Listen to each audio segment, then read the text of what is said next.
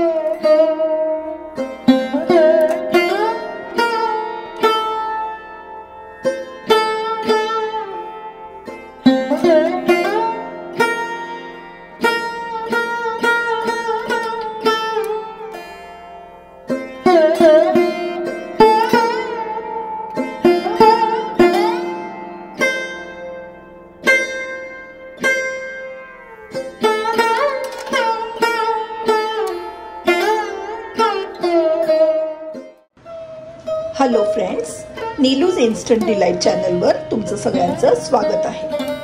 आज श्रावणी शुक्रवार असल्याने घरोघरी वरमहालक्ष्मीची पूजा अगदी उत्साहाने साजरी केली जाते व त्याकरता मी तुम्हाला आज प्रसादाचे पोहे करण्याची एक सुंदर आणि सोपी अशी रेसिपी दाखवणार आहे। चला तर मग साहित्य बघूया। इथे मी घेतले एक मोठी वाटी पातळ पोहे, एक वाटी खोबरं, एक वाटी किसलेलं गूळ, पांढरे तीळ, मध, वेलची पावडर व थोडे ड्राय फ्रूट्स। इथे मी काजू व बेदाणे, किशमिश ज्याला म्हणतो ते घेतलेले आहेत। इथे मी एका पॅन मध्ये थोडंसं साजूक तूप घेतलेलं आहे। ते थोडंसं गरम झालं की त्यात आता मी हे जे ड्राय फ्रूट्स घेतले ते भाजून घेणार आहे।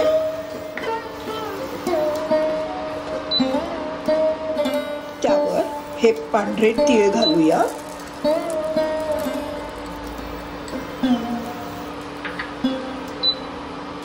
तेही थोडे परतून घेऊया।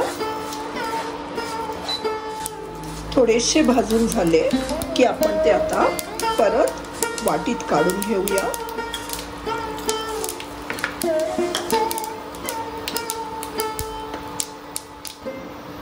व ह्याच कढईत आता हे जे पोहे घेतले एक वाटी पातळ पोहे ते आपण आता थोडेसे भाजून घेऊया।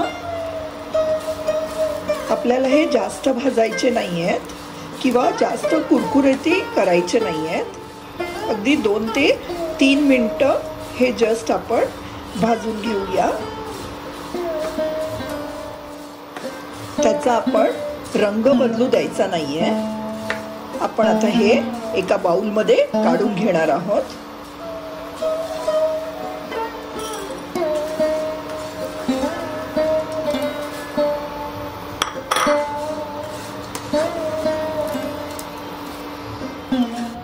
आता आपण या कढईत थोडंसं तूप घालून घेतलंय।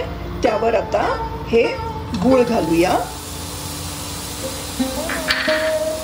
व आता हे छान वितळू देऊया। मी हे गूळ किसून घेतलेलं आहे त्यामुळे हे वितळायला जास्त वेळ लागणार नाही। व हे गूळ वितळेपर्यंत आपण थांबायचं आहे। त्याचा एकतारी पाक वगैरे करायचा नाहीये।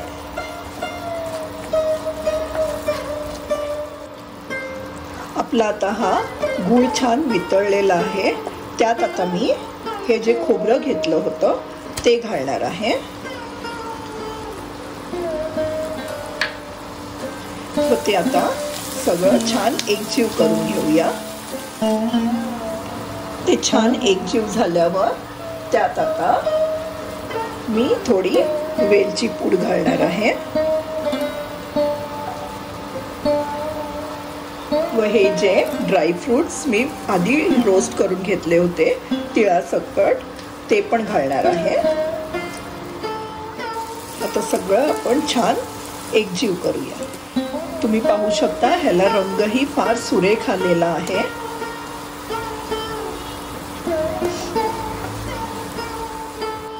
हे आपलं मिश्रण थोडंसं सुकत आल्यावर त्यात आता मी थोडा मध घालणार आहे, जेणेकरून त्याला एक छान वेगळी चव येते।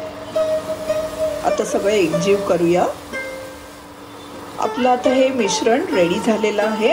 आपण ते आता थोडंसं थंड व्हायला ठेवूया व आपण जे पोहे भाजून घेतले होते त्यात आपण ते मिश्रण मिक्स करूया।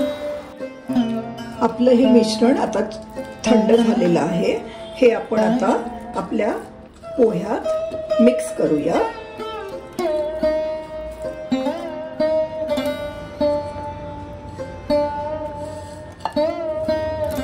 आता हे आपण पोहे व आपलं मिश्रण सगळं छान एकजीव करूया।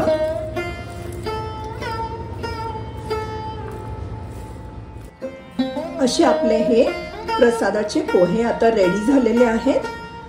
तुम्ही हे पोहे नक्कीच ट्राय करून बघा व तुम्हाला ही रेसिपी आवडली असेल तर माझ्या चॅनलला लाईक, शेअर व सबस्क्राईब करायला विसरू नका। Thank you.